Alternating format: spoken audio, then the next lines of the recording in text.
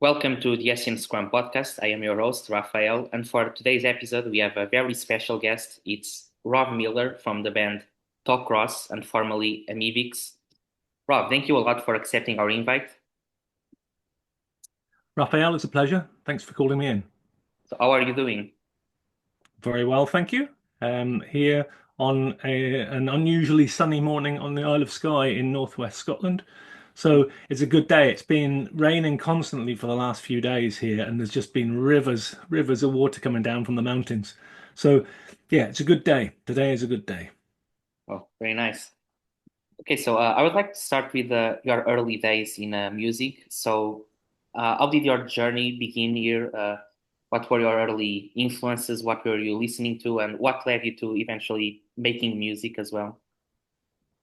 Right. Wow, we're talking way back in I guess 1977, 78, Mm. when the punk rock thing first started, and we lived in rural Devon down the southwest of England. So we were kind of like farm kids, you know. So the news would reach us a bit later than other people's.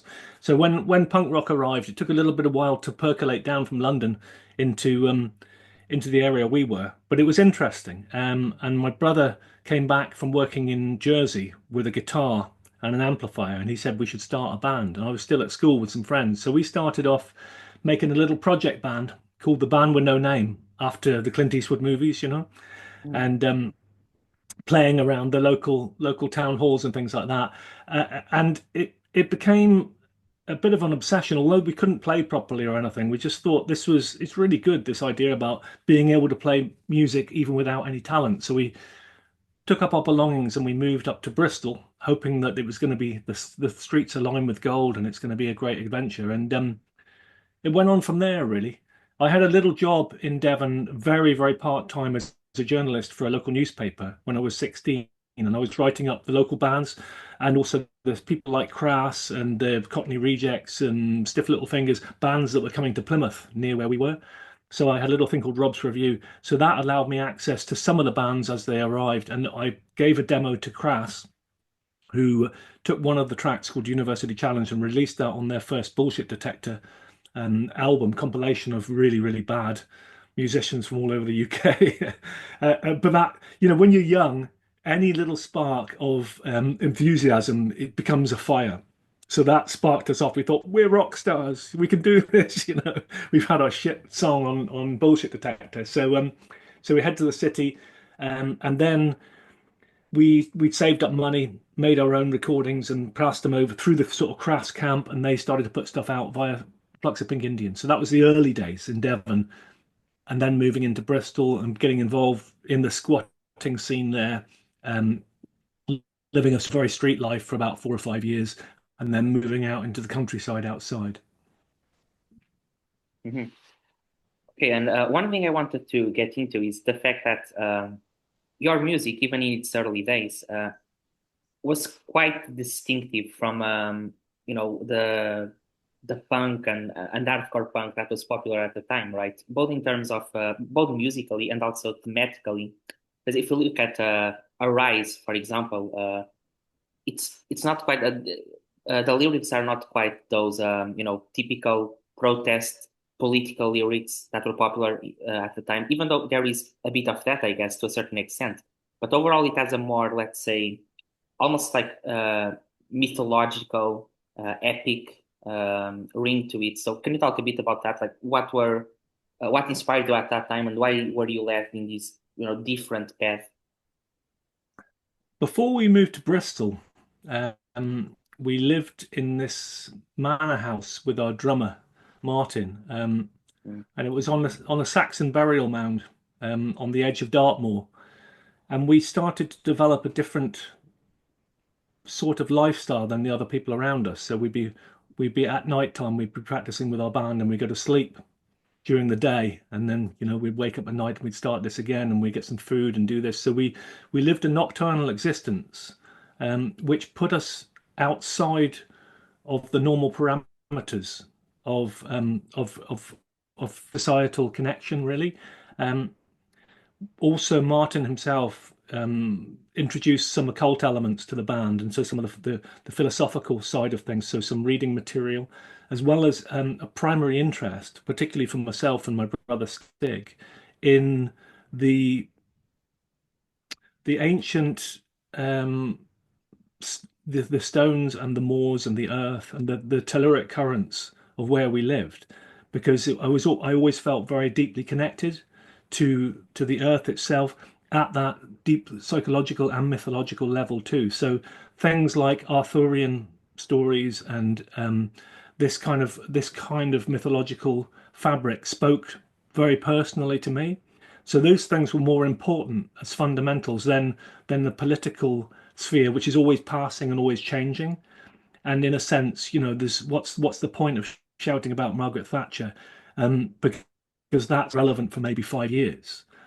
So whilst all these other bands were saying "fuck you, Maggie" or "I hate Ronald Reagan" and stuff, I was looking on at that and saying, "When you're not understanding, there's a bigger picture here. It's not about the political sphere because there's not a political solution to the problems that we have in life itself. That's to do with self-determination, and it's to do with being able to establish your own internal identity and your own map and your relationship with your cultural mythos.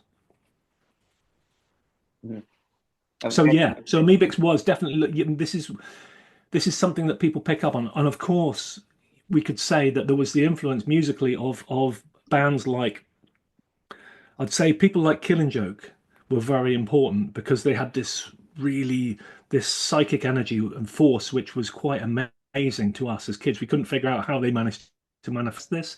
And then discovering stuff like Black Sabbath, who I'd avoided as a younger kid because it went along with stuff like Status Quo, which I really didn't like that kind of thing at all. But I kind of got into Sabbath, and later on other metal bands and things, but they were the primary metal influence, if you like. Mhm. Yeah, very interesting. So let's say you were influenced by the, let's say, the Celtic past of your country. Very much, yeah, very much. Mhm. Okay, so I'm also interested in the understanding how the scene was at that time.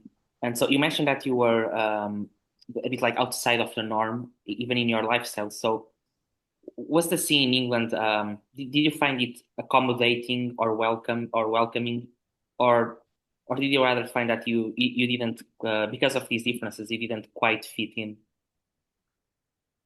It's difficult to say. I think that in some senses, um,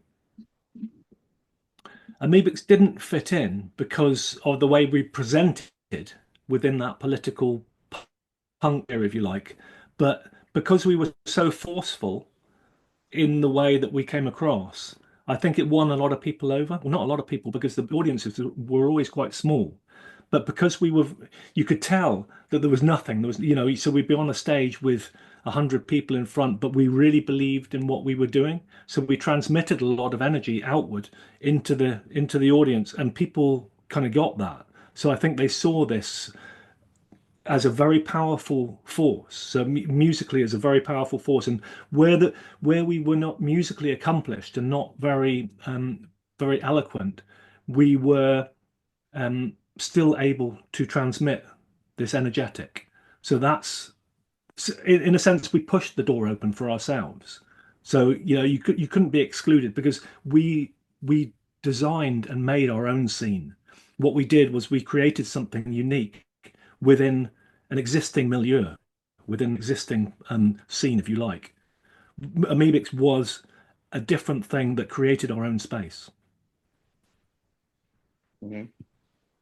Um, I wrote an article called Amebix and the Birth of Extreme Metal, where I argue that some of your early work, especially the song Winter in particular, was a very important, crucial step in the creation of what we today call extreme metal. And a friend of mine has also said that he believes that Winter was the first black metal song of all time. So I'm interested in knowing what are your views on this, and what's your relationship with this so-called extreme metal music or extreme music in general? And do you think that you were a contributor to that. In retrospect, I think you can probably find an argument for that, as you have done. Um, but it's difficult for me to be able to say definitively because I don't know the arc of the music from when I stopped in 1987. Mm, You know, I was aware of these other bands at the time, so I was getting things like Blackthorn magazine and some of these things, these little fanzines, the black metal fanzines that were coming across, particularly from Scandinavia and Germany, mm, and being interested in the early some of these early iterations of bands, Hawthorne and Bathory and all this kind of stuff. But I didn't really listen to the music that much, so I don't know what contribution Amebix had. But I do hear these rumors in retrospect that some of the original Fenris people like this, they do quote Amebix as yeah, having been a great influence, and you go, yeah, I can see that. I think that perhaps what you can say, the similarity between early black metal and Amebix would be the the primitive production, and the sound itself was non-professional. It wasn't cultured, and it wasn't packaged in such a way that made it mainstream. So yeah, we already had this quality, but for us, it was maybe, as well as our inability to be able to be musicians properly, it was also the very limited means that we had to be able to make to do the recording. So we'd do an 8-track or a 16-track recording, and they weren't great, but they would do. So yeah, Winter itself as a song, it's kind of repetitive, but it definitely has that dark vibe. So yeah, I would say that's probably true. mm. Yeah, well, when I wrote that, I was basing myself mainly just on the sound itself. I listened to that song, and it does sound very similar, like no, very similar to what became later known as black metal. Yeah, it's very hollow. It's not dense, bass Exactly. driven, heavy. It's hollow. There's a hollow sound. There's an austerity. Yeah. So Mm. there is a landscape in there, which is it's not comfortable musically. Exactly, and as I was saying, I was basing myself just on the sound alone. But as you were saying, it is true that a lot of musicians in this genre do cite Mivix as an influence. I'm thinking of, for example, Napalm Death, the grindcore band, or Neurosis, for example. Okay. Yeah, Napalm Death used to play with us in a few gigs. Oh, In one of their early iterations of Napalm Death, when it was a three-piece, man, they were so bad. They were so terribly awful. And this, yeah, and the irony was like we were going with Amebix until 87. We released Monolith and we'd done this and we'd kind of run out of steam and thought, well, it's not going anywhere. Nobody's really getting this. We're not being picked up.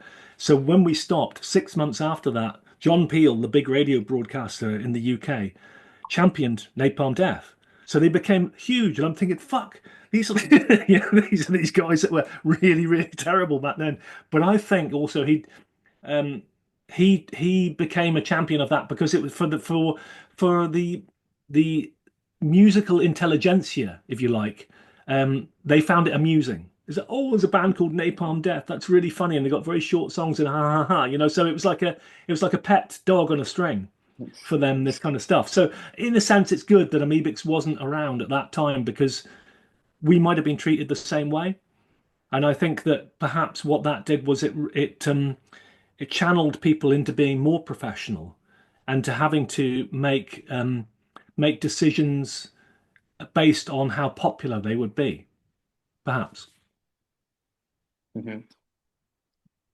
Yeah. Well, and speaking of that, those like changes in style, so to speak, and going into the next phase in Amebix, your last album was very different from the preceding material. There's a lot of Mm. new ideas in terms of songwriting. So can you talk a bit about that? What happened in terms of what you were listening to, and why did you took things in that new direction? Do you mean Sonic Mass? Yeah, yeah, exactly. Yeah. Sonic Mass is really it's the work of Roy Mayorga. Mm. Although I brought songs like Knights of the Black Sun, The One, wrote quite a few of the main songs themselves as a structure. But Roy had an ability to, he's very professional, so he would take a demo idea and Mhm. tear it into pieces and reconstruct it and put in new pieces. So in some ways, the song would not be recognizable immediately as I'd written it. I think the exception is Knights of the Black Sun, which from the beginning to the end is just my song. But the other ones were very much rearranged and put into a different order, which I wouldn't normally have done myself because I don't have that kind of songwriting ability. But because he's worked in in a much more professional capacity, he was able to do this and to create a new landscape. But we did share a commonality, which was our background and musical interests, and where the places where we'd come together would be things like, yeah, obviously metal, but also things like Pink Floyd and these visionary landscapes. So Roy, although we don't talk anymore, Roy, I always credit him as having had an extreme influence on the sound and the direction of Amebix in that record because he has a more cinematic um, mind. So he is able to translate ideas into a landscape, and that I think that was really good for Amebix because it was the first time we'd been able to articulate musically what it was we wanted to, how we wanted to present.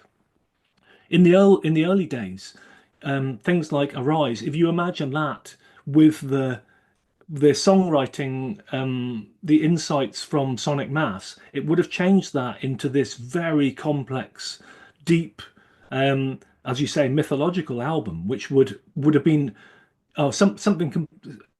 It'll be similar, but something which would be much more rich in a sense too. Now that might take something from it, or it might give something to it. Who knows? Mhm. Um, yeah, well, that does make sense because, yeah, indeed, I think cinematic is one of the adjectives I would use to describe the music on that album. But Mm. it seems to me that all of that carried on to Talk Ross, right? I see Talk Ross as sort of a continuation of the sound on that album. On Sonic Mass? Yes. Yeah. Well, yes. It was my desire to be able to take some of the things I'd learned from working with Roy and move them on through Tau Cross.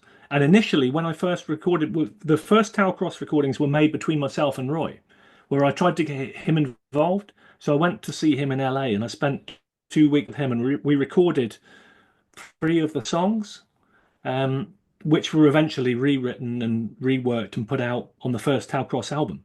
Um, so there was almost like there was a connection between the two there anyway, and that continued. But for me, because I didn't know how to do the production in the same way or anything, but I wanted to look at some of the elements and say, okay, what was good about Sonic Mass, that I know how to do and how to pull into the Tau Cross project, and that was very much to do with the atmosphere itself. And what I found was with the first Tau Cross album, what it communicated very clearly was something which was very unique, which was a child of both Sonic Mass and Amebix early period and this new thing called Tau Cross, but was very much my own expression too. So I think that adjectives for the first Tau Cross album, I think people were surprised because it has a unique, there's witchy quality. I think that's probably what we could say. It really is connected in the same way that early Amebix was as well. I'm looking around for ideas how to articulate this properly, but there was something of the element that came from my output in Amebix, which remained consistent. and developed its core inside Tau Cross. And that's why I'm very, very happy with Tau Cross as a project that came and went. The second album, not so much. It's okay. There's some good songs on there, but not. I think the first album and the last album, for me, it's perfect. It's fine. There's nothing that I regret in that. Mhm. But yeah, it's interesting that you mentioned this witchy atmosphere, which I also find in the music. And I would also like to say that I think the Talk Cross albums have this sort of an element of almost like folk storytelling, right? Yeah, you're absolutely correct. And this is all woven together, and that's why we can use things like witchy because it is folk. It's witchcraft. It's earthy. It's that very connected to nature spirit thing, and that for me that was really a win because it. How do I put this? Um, Sonic Mass was great, big cinematic landscape, and like that did fulfill something up here for me. But in some ways, it didn't have the full connection that I needed down in the earth, which has always been this thing with Amebix. It's like it needs to be right down inside the stones and the earth itself. And Taucross did that. I tapped back in again. So yeah. Sorry, I'm kind of I'm wandering off with this a bit because I'm trying to think about it myself as you talk about this because I haven't really reflected fully on that. But yes, I think the folk element is very important. I tried to create these small harmonic moments and these softer songs which would allow for contemplative moments. So everything didn't have to be heavy and forceful. You could have moments where you withdraw away completely and into a more um, what's it called? A pastoral environment. So you can go into nature itself and sit in there in peace. So there was that side to it too. Mhm. Yeah, I was just thinking that recently there's been a surge in popularity for what people call this folk horror theme in cinema. I guess those early Top Ross albums were a bit before that, but the genre already existed. You know, if we think of films like The Wicker Man in the 70s, Yeah. and I think I find some of the songs in Talk Ross have a very similar vibe to that. So would you say that was an influence for you? Perhaps, yeah.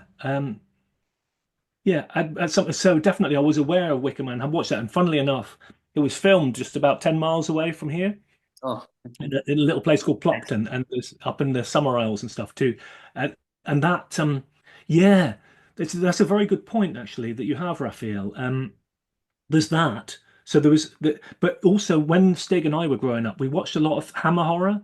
And these early things, like Dennis Wheatley, The Devil Rides Out, all these sort of stuff, these were the precursors of all this stuff in Wicker Man. So they were like these rural environments, in the countryside and the witches and the woods and the devil worship in the local manor house and this kind of stuff, So this was very much this folky horror background as well. We grew up with that. So I guess you're right. You're onto something because we'd absorb a lot of that as kids. And as you know, a lot of the things you absorb as children go a lot deeper than the things we get as adults. So they may manifest later. Yeah, yeah, sure. So continuing our exploration of Talkross more thematic side, I would also like to know about the name of the band. Why Talkross? At one point in my life, I got involved in um, Hermetic magic and interest in Kabbalah and all this kind of stuff. And to a practical level, and that was in the early days when I arrived on Sky in the 90s. I was very interested in occult and psychology, particularly Jungian psychology and archetypes and all this kind of stuff too. So I had quite a lot of time on my hands. So I did go quite deeply into this as an area. And one of the themes one of the symbols that kept on recurring in my own personal experience was one of the Tau cross itself, which is the letter T, if you like.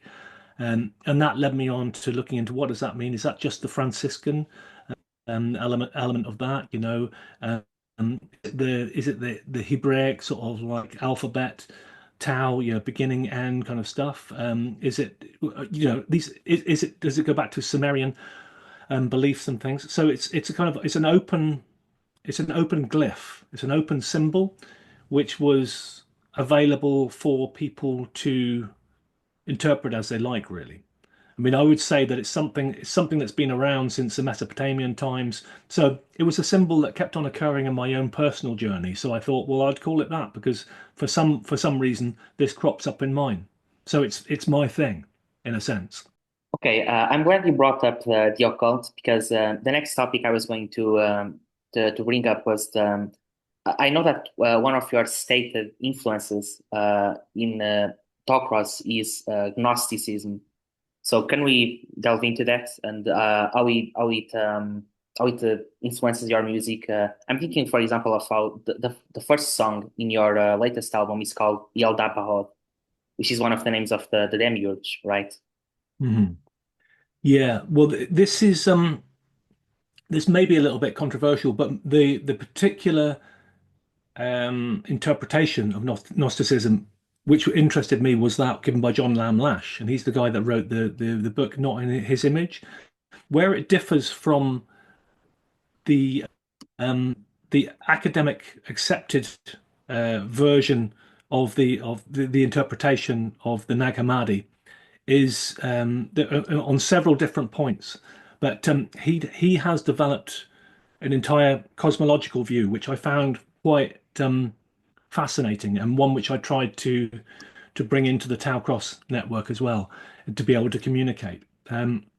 So I get a lot of nourishment from John Lamb Lash's view of Gnosticism itself, and the relationship, the if you like, the false narrative that was put out. So when we're told about Gnosticism, generally speaking, what we're told is that the Gnostics were people who believed that the earth itself was evil, and that it was ruled over by an evil entity. Now, um, this doesn't appear to be the whole story. This appears to be early church propaganda, because in order to put people off from what they really did believe, which was that the earth itself is a sacred entity. It is Sophia. It's the incarnation of the wisdom goddess, and that this is our home. It's not a virtual realm or some sort of hellhole at all. This is our place. This is where we come for this incarnation, and to live out our lives and to be respectful to nature and to be at one with our planet, not to be against it, as a lot of the institutions are. Um, and that the concept of the demiurge, rather than being an entity that rules over the world itself, is that Yaldabaoth, or the demiurge, was a byproduct of the creative process itself. So where the Aeon Sophia projected her consciousness into the universe with the idea about making something happen, making the human being, if you like, the archetype for the human. So she projected herself in and became lost in the process itself and became condensed into the actual physical planet. So if you like, a goddess becomes a physical lump of living material. But the side product of that experiment was, if you like, a half-formed child, which wasn't the same as the human child, which is full of consciousness, the energetic soul, and the ability to be able to live in the created world. And these creatures called the archons, which in a sense are related directly to us. So they are our brothers, in a funny way, but they don't have the same experiential realm as we have. So what they do try to do is to find ways to have the human experience, which is unavailable to them. So we've learned generationally to refer to them as being demons, or or dark entities, and all the rest of that sort of stuff. But they're not always. It's not always intrinsically evil. Sometimes it's deception, often deception itself, such as the UFO phenomena and things like that, which is the way that they manifest. But as I say, it appears to me as though the it's a bit of a sad story in a case because it's almost having not being able to have an experience which you feel you should be able to have, which is this experience of being in time, trapped inside time itself, which we are. We experience time as being a linear sensation where we go from point A to point B. And if you imagine not having that, but having all time at the same time, not being able to have a unique experience, and that must be really odd. It would mean that there's nothing there's nothing new in life. There's nothing which is of this moment. There's nothing unique, and there's nothing which is worth looking for and experiencing. There's no unique experience. That almost in its sense is a sort of hell. So the archons themselves and what they call the architect of that, Yaldabaoth, have a yearning in a sense to have this human experience, but they can't. So you hear that translated in the early sort of church doctrine as being the angels themselves are jealous of the humans because of this. They can't they can have this might in the heavens and they can have this great ethereal power, but they can't have the unique human experience, and that's the difference. Mhm. Yeah, I've also always thought that the song "Messengers of Deception," which also gives the name to your last album, was a reference to the archons. Although that might be more in line with the traditional view of Gnosticism, maybe. Hmm. Oh yeah, very much. That's right. Yeah, Messenger's Deception is really pointing toward the how perennially the people that have been involved in the magical tradition, like John Dee and Edward Kelly, and going up to people like Jack Parsons in JPL, and this kind of thing, were always uniquely deceived in one way or another. So, including Crowley and things, where you have his lamb entity, which is the archetype of the alien grey, this thing that appears to him in 1910 in Cairo or whatever it is, and goes on to lead him toward writing the Book of the Law and to dedicating his life toward this, trying to manifest this new age of Telema itself. So there's an element of there's mischief which is involved with these entities as they enter into our sphere, in the way that they interact, and often will try and will foretell the future, if you like. Sometimes give people the gift of prophecy and say, this is going to happen on such and such, and then this will happen, true enough. So people will say, okay, this person is a prophet, and they'll give them another one or two which become true, and then the last one, the big one, will always be the fail. So it's like there is an element of mysticism, sorry, of mischief here, which is always prevalent, and that's why it's you can't believe anything that comes from this what would they call it, uh, phenomena itself. Mhm. It's Oh, always deceptive.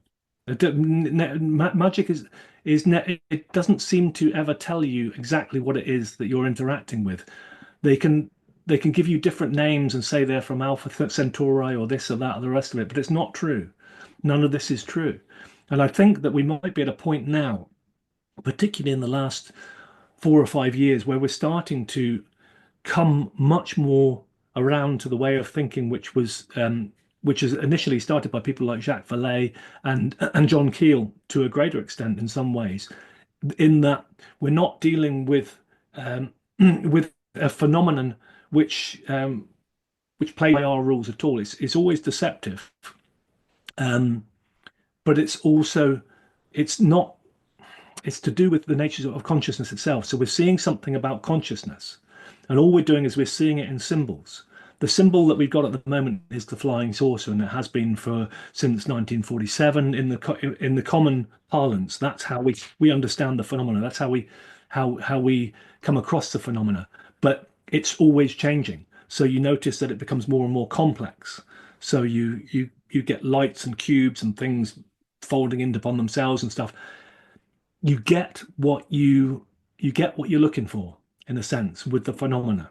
Whatever you project will be what comes back at you, which is why you get the military experience is one of hostility, which is shutting down military bases, maybe getting zapped by something, or all the rest of it. A person with a different mindset may find something which is more amenable, which is more friendly. So it's an interaction with consciousness that we're coming across now, and we're starting to learn that that consciousness is reflective, so that the phenomena itself is reflective of our internal state. You get what you put in. You get a reflection of that, and you get an ability to be able to understand the whole sphere, the left and the right hemisphere of the brain. Hmm. Am I making any sense? I'm going a little bit off track here, but No, no, I think it does make sense. It reminds me of this very ancient idea of reality presenting itself to us in symbols, and so we have to, in order to navigate reality correctly, we have to decipher those symbols, which can be a bit tricky because as yeah, there's a lot of deception in the midst of all of this, and one has to get the right key, so to speak. yes, that's right. But also the thing is that the symbols themselves are generated in the unconscious, or the right in the right sphere, Right. and they Yes. So, don't translate well. Yeah, it's difficult to bring them through, so they translate into literal things in the left, because the left is always trying to say this, that, the other. There's the concrete, um, um, concrete manifestation. So it's very difficult to make things, to make the connection between what they mean, and how they manifest. So symbols themselves are, yeah, exactly. The UFO is the symbol, and Carl Jung himself, said this is the modern day myth. This is the myth of the flying saucer in the sky. So it's just another way of representing the symbolism, perhaps of wholeness, perhaps of the mandala, or whatever, how people see that. So yeah, symbolism, symbols, how they come through, how they can be. You can add water and and find out what it means on the other side. It's like it's difficult. That's the difficult part. It's like it's very difficult to bring through the contents of the dream into the real world. It disappears like a mist. mhm. Well, this is also reminding me of an author who deals a lot with the phenomenon of the UFO is Charles Upton. Oh, okay. So you're not familiar. No, not at all. So yeah, it's interesting to look up to because he sees he studies the UFO as very much in this vein as a phenomenon of a spiritual nature. Um, and yeah, and he also deals with the place that the UFO has on today's culture and society. And this brings me to another thing that I think is also present in your music, which is basically applying these ideas, which are more, let's say, metaphysical, to the social order. So a while ago, we were talking about the deciphering the symbols, and there is a huge current in of discourse that's dedicated to using these symbolic readings to decipher the workings of society. I'm thinking, for example, I think the classic example would be those people who always try to find symbols of Freemasonry everywhere in the government, etc. And as I was saying, I think there is a bit of that in Talk Ross as well, because another of your themes is if I'm reading it correctly, is totalitarianism, the control of the masses, like psychological control, right? Hmm. Yeah, yeah. That is certainly a big part of that, because it's difficult to look around these days without seeing all the pieces in place for that as being an end game. It's the inevitability of AI and this kind of stuff. Yeah. You know, the how everything is kind of, it's like somebody's pulled the plug from a sink, and it's like we're halfway in the spiral already. The inevitability of that water draining out at some point.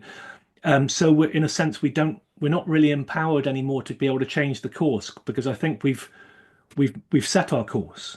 We just need to find out how we stand with that, whether we partake in this inevitable decline into authoritarianism, or if there's any way that we can step outside of that and remain autonomous. And I find that increasingly difficult to do because it seems as though the hand of control will be absolute for the first time in any history. It's more likely to permeate every area of our society. And when it comes down to things as basic as being able to feed yourself, if you don't have the authority to be able to get the food or the currency in one form or another, or the access to that currency through your behavior or through your thought patterns, this is a very, very concerning thing.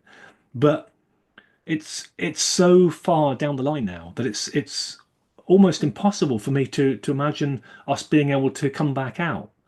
And I see this as having been the inevitable decline since 9/11, really, having seen how that instituted the rise of the surveillance culture, and that spread out very, very rapidly for our own protection, and people became complacent and lazy, and they gave up their personal autonomy and freedom really, really easily for the convenience of being able to do things quicker. And all that happened was we do things quicker, so more is demanded from us. We're asked to do things quicker. We're asked to work quicker. We're asked to work longer, and we're asked to work harder for less. So it's like you're not getting more time because of convenience. All you're doing is you're making yourself more busy, and you're making life more more densely concentrated with less ability and time to be able to think about the general picture that you're living within. So I try to, with my own business here, I've always maintained I never work at weekends.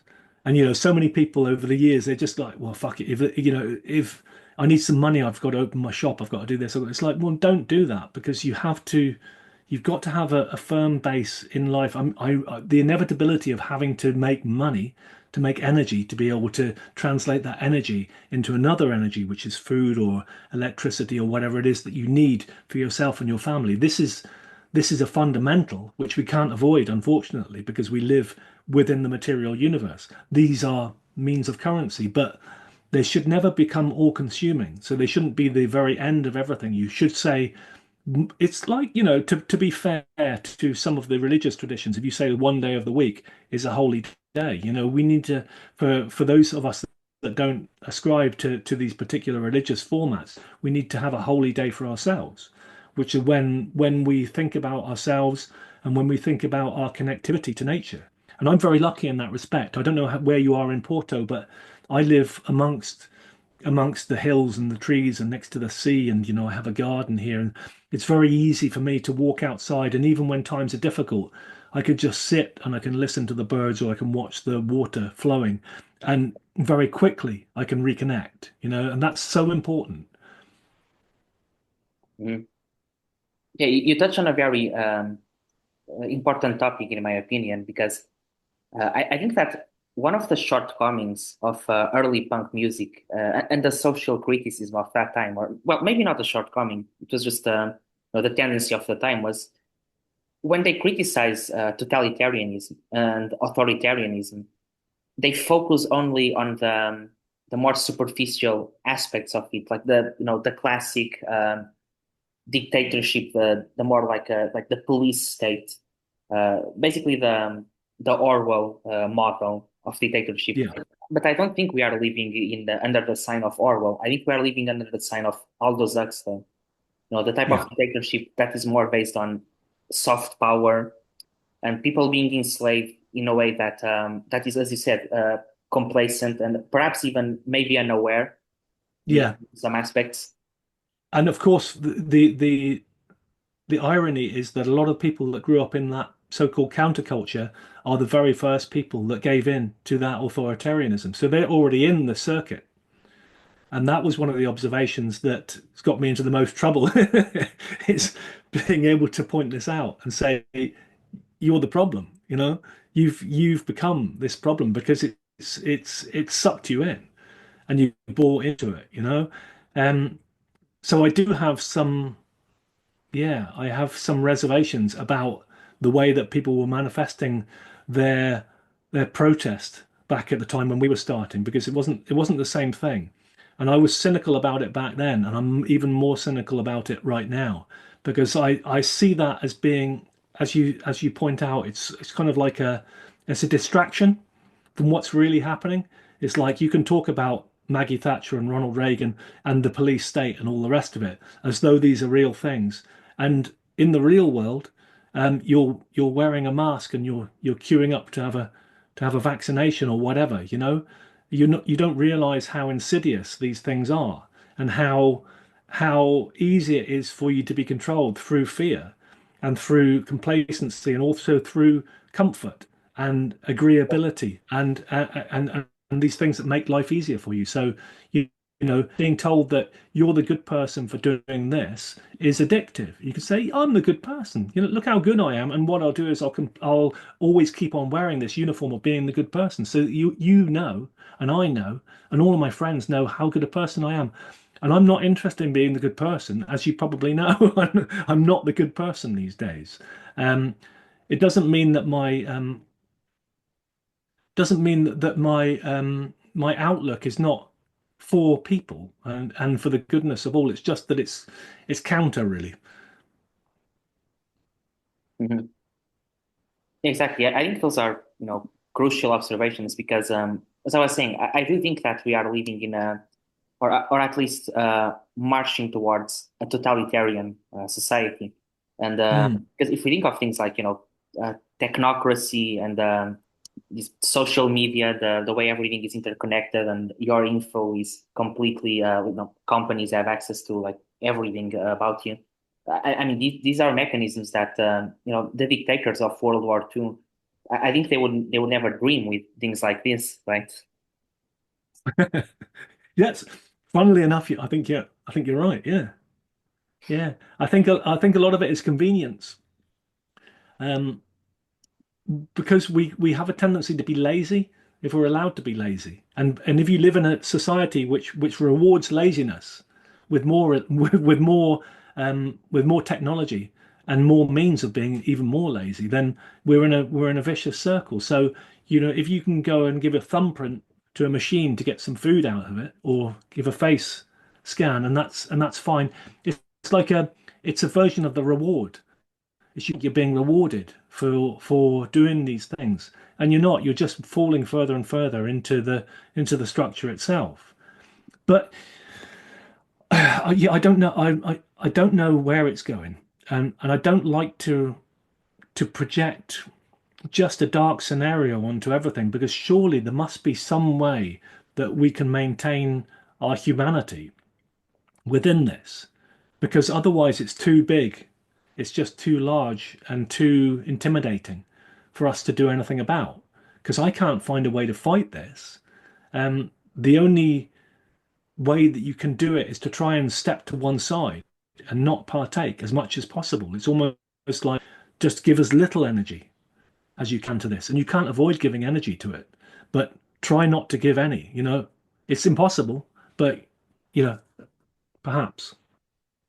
Mhm.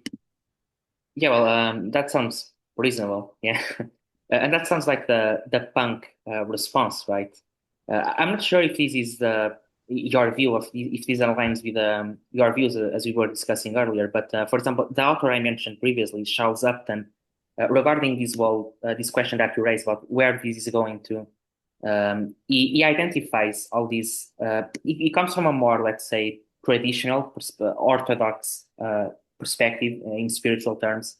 And so he identifies all of these things as being part of, the so-called the reign of the Antichrist. The expression he uses is the system of the Antichrist. Yeah.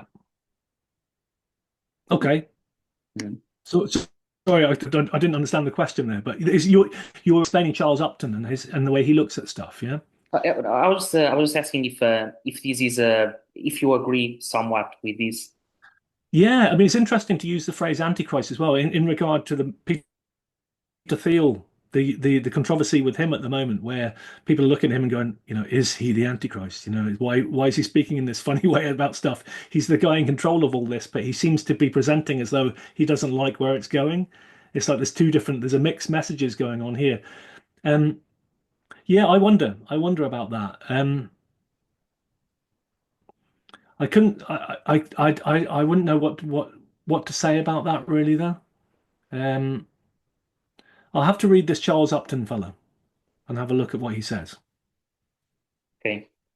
So yeah, I'm glad we are covering the this much ground about the themes in your music, but I feel like there's still a lot left out because if you look at for instance your last album, which I reviewed for the Hessian Forum website, there's a lot of suggestive, enigmatic titles. We already went through Yalda Bahod, which is more related to Gnosticism. But for example, this song, Mm. Three Tides or The Trial of Pirate John Bellamy and Sea Witch Annabelle Green. What can you say about this one? Unless it's a secret. Oh, I thought you were going to ask me about Babylonian death cult there for a second. Yeah, we can also go for that, yeah. We can go. Yeah, The next. yeah. That is an indulgence. That song is an indulgence. It's what you point out as being it's it's the folk song of the album, Yeah, yeah. and it's based loosely upon, about the ideas 17th, 18th century pirates, and Mm. it's I guess it's a romance. You could say that, in fact. Yeah, you could say it's a romance from the view of somebody that's being hung in chains and looking back on his life. Mm. I like it because it is that folk horror story narrative with a romantic element to it, I would say. Yeah. Yeah, that's interesting. So, since you brought it up, what about the Babylonian death cult? Babylonian Death Cult. That was the when I had to re-record the album, because basically, as you know, the first version of the album was scrapped by Relapse, and all the catalog, everyone knows the story of that. So I was faced with a decision, which was either to put up my hands and say, okay, that's the end of that, or to resurrect what I had, the work that I'd done for that album, which was written, 90% of the songs. Um, and because I'd had to drop some of the other songs, I was looking to write something new. So I wanted to write something which, in a sense, um, brought together a lot of the frustration that I'd been having in being able to articulate the argument about what I saw as being the problem behind the modern world itself. And Babylonian Death Cult is a way of pointing that out symbolically, metaphorically, and also literally too. So the men in the priests in the holy wood is pretty obvious what the illusion is there, and all the rest of it. So it's given in a very very thinly veiled language that we're dealing with occult activity which stems back through Gnosticism to the original people like the Essenes, who John Lash himself describes them as a flying saucer cult, which they appear to have been. Appear to have been interacting with these entities through all of this time, and the institution of the Babylonian magical system through contemporary and Talmudic Judaism and rabbinical Judaism, and the way that was brought through and infiltrated into Sabbateanism in the 17th century, into Frankism, and how that spread its tentacles eventually into Bolshevism, into the people like the JDL and the ADL and all this kind of stuff too. So how this ancient Babylonian magical system, in a sense, which was stolen from Babylon, which taken back and reinterpreted, has been at the basis of the dissemination of information and propaganda, and of a very anti-human and anti-nature agenda, in my view. So it's a strong song with a very strong message. But I think that since I went through my trial, um, a lot more people have been able to look at this issue less passionately, more dispassionately. So it's not something which it's not something I would like to think stirs up hatred or or violence against anybody at all. That's not where I'm at. It's about awareness of a continuity of deceptive practice, and of as you point out, the the network of authoritarianism, which isn't a modern phenomenon, but which has been mapped out for millennia now, and we're just seeing coming to fruition. So I'm trying to trace the occult roots of that rather than just the contemporary ones or the last 100 years or so of that. But I can do so. I can say one thing comes from another thing, and the continuity of that lives on in the present day. It lives on in a lot of different spheres, as we're very much aware. It lives on in pretty much all of the mechanics of the modern day world. We can see the influences of the Babylonian death cult, as I put them.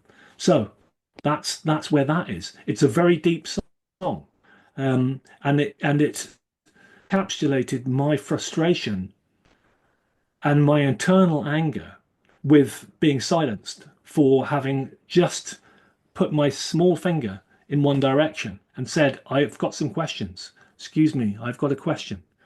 This was, in a sense, it was a small and impotent gesture by a very small man against a big world.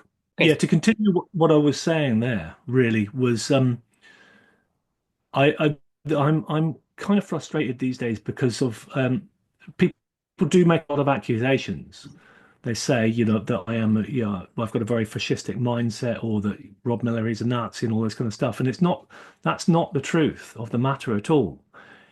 I've been trying to find a way to express frustration about how the world seems to be locked in, and how, particularly in the West, we're heading into a period of great turmoil and great difficulty. And I want to be able to try and preserve something from this, try and save something in a sense. So I'm not proposing any sort of ideology of hatred or division or any of this kind of stuff too. I'm just pointing things out for people's consideration and for people to think about, and to perhaps find a way to make their own decisions about where they go in the future. Coming back to this idea about how much we invest ourselves into the current technologies and the current society is going. So these are my concerns, and they're not ones which are hateful in my mind at all. I mean, I am frustrated and I'm quite angry about stuff too, and I have been because every time I poke my head up, there's always somebody to give me a lot of shit about that. Um, but I'm trying to do what I can just to raise awareness for people. Okay, thank you. Thank you for this exposition of the main ideas running through your music. Another thing I wanted to bring up, even if it might not be uh, directly related to what we've been talking about, but I mean, it's something that I really couldn't help it. I have to bring this up. It's your your job as a swordsmith, which is quite epic. So can you talk a bit about that? Yeah. Well, you will have you've got a great culture there in Portugal, of course, of swords and swordsmen and swordsmithing and all this kind of stuff too. So, yeah, I'll talk a bit about that. One thing that people did notice in a lot of the artwork from early Amebix too, because I have a particular artistic style, but a lot of it was silhouettes, and you'd see these knives and swords and shields and spears and stuff. So it's a very kind of like there was a very metal look to things, I guess, a very sort of militaristic sort of outward appearance and stuff. So that had always been in my psyche, and I grew up in a family where my father was a gunsmith, and he'd been into antiques and stuff like that. And as a younger kid, I went into the cadets, so I was interested in military stuff, as well as being kind of like, and anti-violence, anti-military on the one hand. I kind of also had had experiences with that too. So looking back into my family history, I call it a genetic predisposition. So there's always been people that were involved in one way or another as mercenaries, or they were involved in the gunpowder industry, or this, that, and the rest of it. So there's something in our family genetically. When I came to Sky, I got involved, as I said, in some occult thought, and also with people who were interested in Arthurian mythology, and they turned on all these buttons. And it's kind of like, of course, the central symbol of the Arthurian mythos is the sword, is Excalibur itself. And I was interested in understanding what that meant at a psychological level. And my perception of that was drawing the sword from the stone was a way of talking about the story of the early smith being able to extract metal from rock, and that being the magic of that particular time in our prehistory. So this was the idea of the smith being the transmitter of magical knowledge. And I'm thinking, oh, I'd like to be able to make a sword. So I started. I started a little forge, and there was no material available. There was no internet, so I'd write to the bookshops and get a book back and learn a little bit from this, a little bit from that. And I gradually taught myself just um, as an enthusiasm that I had. It wasn't. I didn't look to make any money first of all because I was working in the hotels and I was spending a lot of time walking in the hills here or whatever at my free time. And and then people come and say, could you make me a knife? I do this, I do that, and do the rest. And for now, it's 35 years. Wow. So I've been doing it for that time. Yeah, it's crazy because it's almost like, I had a full life with the whole Amebix thing, stopped that, and disappeared to an island. And there was no communication with that old world at all. And then things came around, And in the meantime, I've been making swords for this time. So um, self-taught. It took maybe uh, this last 10, 15 years, I've started to make a living from it. So, beforehand, I could get by and make a little bit of money and stuff. These days, things are paid for, but it's 35 years, so you'd expect this to be the case. So I make a living by what I do, and I love what I do as well. I'm kind of like I've got some bits here. Hang on. It's got things like. Oh,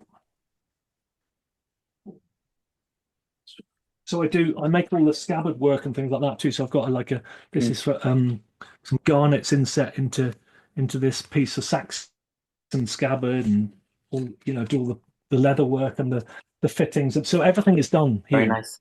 Um, and it's an enthusiasm. Uh, it's something, it's a continuation in a sense of the principles of self-empowerment. So the sword being the living symbol of the power of the individual and also the projection of the will, if you like. It's a magical instrument as much as anything else. Yeah. And it's something that, yeah, that we do recognize, funnily enough, still in the modern day. So we all, it doesn't matter how technologically sophisticated we become, we still have sword and sorcery movies. We still have Lord of the Rings. We still got Game of Thrones. We've still got these cycles that come across every generation, which have the idea about the sword as being a central element of the transmission of both power and will. So I guess it spoke to me on that deep psychological level as one of the last archetypal symbols that we all respond to, and whether we like it or not. We all see something in our inner vision when we say sword. It's like a response, and it's an anachronism. So it's something that I found myself doing in the modern day, which doesn't make any sense because nobody needs a sword. It's not a necessary trade. Yet, I have 3 years of waiting list, so I've become good at this. I do a good job, um, and people like what I do, and I still enjoy it. And I think that comes across as well. Mhm. Yeah, I took a look at your website, and I was surprised that you cover a pretty wide range of different types of swords from different eras. Yeah, yeah. I suppose first of all, I would start with medieval stuff, and that's people ask you for different things. So over the years, I've been asked for Greek Sifos and early Celtic and Saxon stuff, and obviously the Viking things, and then things from all over the world. Apart from I used to try and make katana, but I don't do that anymore. No Japanese stuff because, with respect, I'll leave that to the Japanese. There's nobody does a better job. It's just like they make the best swords in the world. Leave them to it. Don't even try. Mhm. Yeah, so a while ago I was joking about this being, a bit of a detour, but actually I think that this is actually related to what we were talking before because if you think about uh, punk music and metal music, I think both of them always had, in their own way, they always had a sort of like warrior ethos, right? I mean, Yeah, in punk it was the more like the idea of, as you were saying, of the sovereign individual fighting back against the system, this whole protest idea. And in metal, of course, I think the imagery in metal draws a lot um, from tales of ancient history and the image of the concept of the warrior. Just to give an example, Iron Maiden, which is one of the classic Mhm. heavy metal bands, the lyrics and the imagery is full of references to military history. So yeah, I think that would you say that your music also carries this sort of warrior spirit, warrior ethos? Oh, absolutely. Absolutely. I mean, this is what how we started this conversation around Arise, and it's like all of the imagery, it's already there. It's like something. It's like Argos by Wishbone Ash. It's like the cover from that, really. Yeah. Um, so we'd be picking up on these images around the time. So I think that probably that was a manifestation of the frustration of when you're a kid and you feel you've got no personal power at all, and everybody's telling you you're just an idiot and you can't do anything and you're never going to come to anything at all. So it's a response to that, and I think the same thing permeates the heavy metal and also the punk milieu is this idea about empowerment, and a lot of people find that empowerment through belonging to groups of similar people with similar interests. So they submerge themselves inside of that, or they look for other ways of doing that too. So we tend to do that when we're young. We're looking for symbols of power that we can manifest ourselves. So we would symbolically be representing a sword as being I do have personal power. I do have personal agency. I do have a means of representing myself in this world. And I think perhaps born of frustration initially, those symbols. They coalesce into a personal understanding of your own autonomy and your own ability to be able to find yourself and your inner strength. Yeah, that does make sense. Okay, so for my last question is related to the future. So, what are, if there are any plans for future projects, maybe next album of Talk Ross? Yeah, I've been asked this a lot of times over the last few years, and it's Yeah, I I imagine. don't think anything more is going to come. Yeah, I don't think anything's going to happen. Um, I started writing some songs with some other guys, um, and that was good, but it didn't really it didn't all fall into place in the right time. And in the meantime, I've kind of I've just I've lost my enthusiasm at this point. I don't have the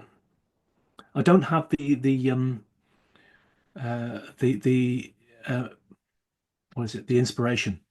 And without the inspiration, you can't do anything. You can't act independently. It just becomes a facsimile of what you've done before. I always find that I have to have something transmitted from outside of myself, it appears, that will make something new, will make something original. Otherwise, we get trapped in the Iron Maiden situation, of trying to go over the same album Oh, 20 times. Yeah. So it's possible, but it's unlikely that I'll be doing anything again musically. But also, what I wanted to be able to do was to look back onto the pedigree and the heritage of Amebix and Tau Cross and of all the things that I've done musically and look over them and say, how do I feel about that? Is there anything I would change? And to be honest with myself about it too. And there are small things here and there, but nothing really big. I think that if I view everything as a fulfilled body, if you like, if I view that as a book or a large chapter in my life, I think it's done what it was meant to do. I think it's transmitted everything that I wanted to transmit. I think that, coming back to things like the last album and a lot of the anger and the frustration that was put across on that, and particularly the whole Babylonian death cult and all this kind of stuff too. I think I've said what I need to say in the terms that I can.